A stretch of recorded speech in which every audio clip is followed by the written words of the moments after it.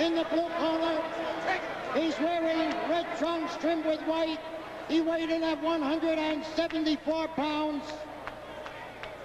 His home is Camden, New Jersey.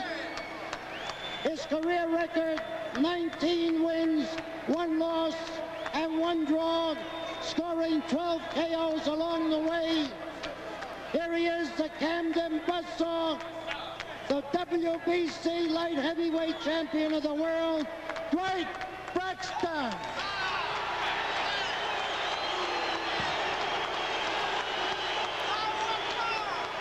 And his adversary in the red corner,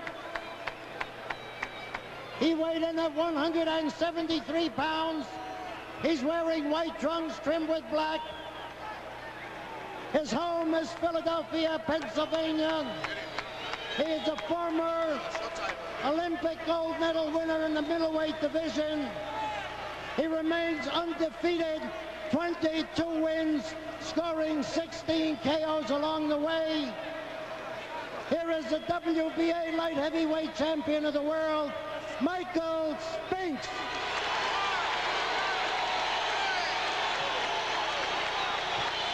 Let's take a look at the tail of the tape here. Really little to choose between these two, with the glaring exception, of course, of the height advantage enjoyed by Michael Spinks. Braxton, 4 years the senior of Spinks, but really, so far as experience is concerned, they are just about even.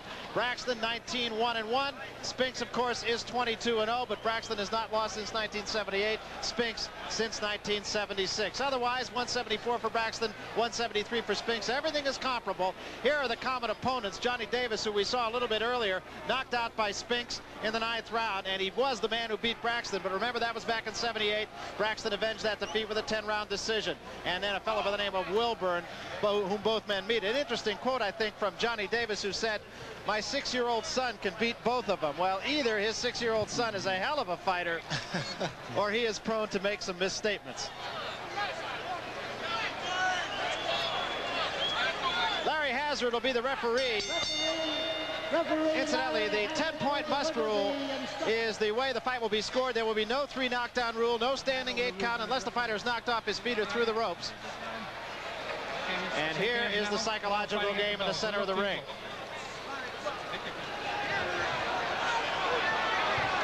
So what's left then is simply to get on with it. And there's no question as to how this fight will be fought. There is no perspiration on Dwight Braxton, which means he didn't really warm up in the back. I see a slight perspiration on Michael Spinks. Something could happen in this very first round because both guys are tight. You can feel the intensity of the crowd. You know, Michael Spinks' walking around weight is 200 and Braxton over 190. And the way they're slimmed down and in shape for this fight, it's like 2 bullets ready to barrel out of a gun right at each other. That is exactly the way Dwight Braxton came at Matthew San Muhammad in a fight that you saw on HBO. Right from the opening bell, he was on his chest. Now let's see if he will be tonight or if he will show a little bit more caution. Round 1, unification fight. Crowd is alive right off the bat here. Well, just like I said, but I'm expecting something early in the first round. And a right hand, and that was the Spinks jinx right there, that overhand right. And it had Braxton backing up for a moment.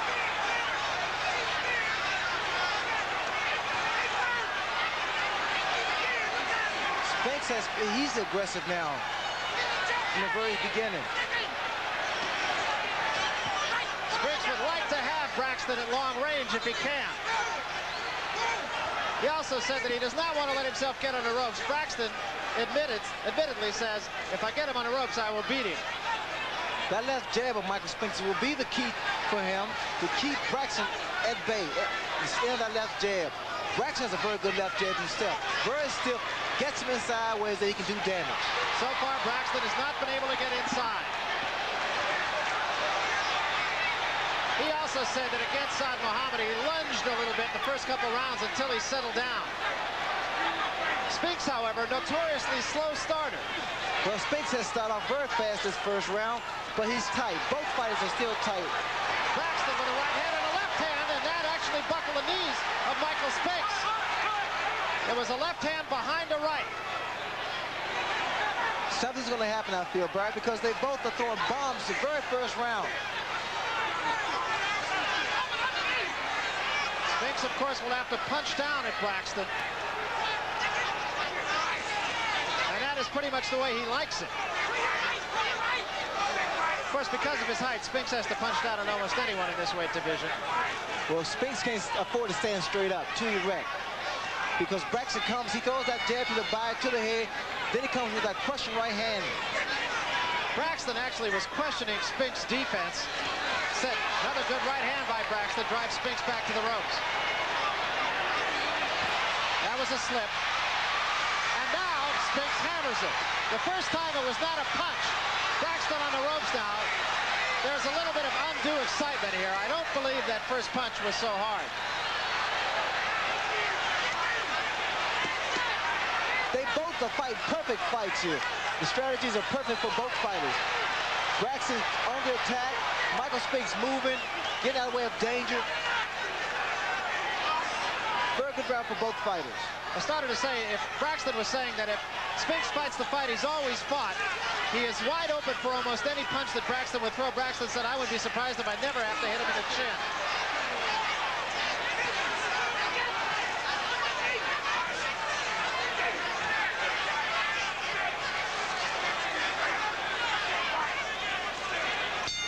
That's the end of round one, a good one and a very fast-paced one.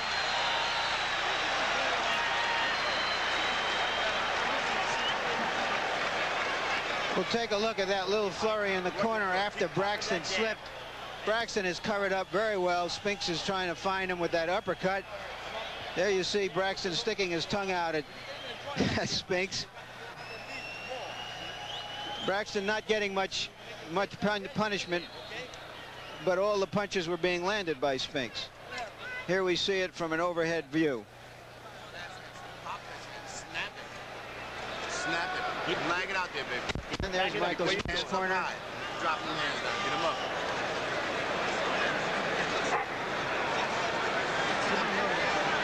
Steve, can you get some rosin, Steve? Okay, second down.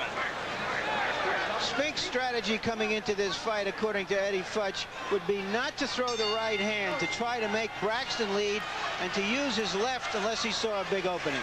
Second round, little to choose in a fast-paced first round. Braxton has that natural defense positioning because it's like a turtle. He can tuck his head inside his shell and protect himself at all times. And you never really get all of it.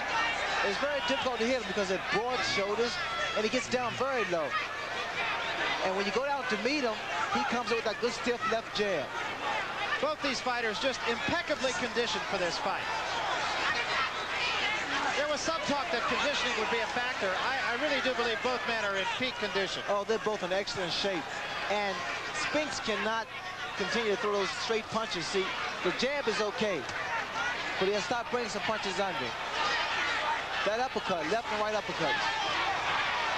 Braxton has not been in as close quarters as one might have expected thus far. I really feel this is a fight that Braxton wants to really work Michael Spinks because Spinks doesn't really start off this fast. That was a pretty good right hand by Michael Spinks, but it did not do a lot of damage. The crowd will mislead you, really, in some cases.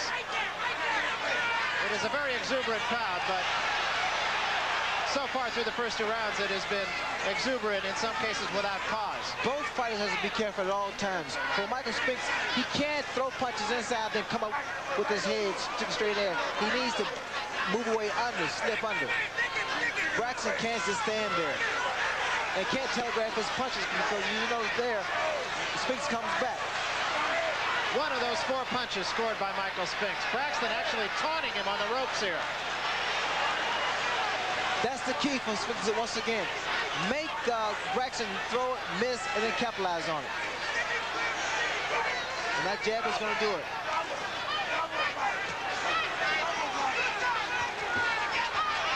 Braxton lunging at Spinks, and again, no damage by either man.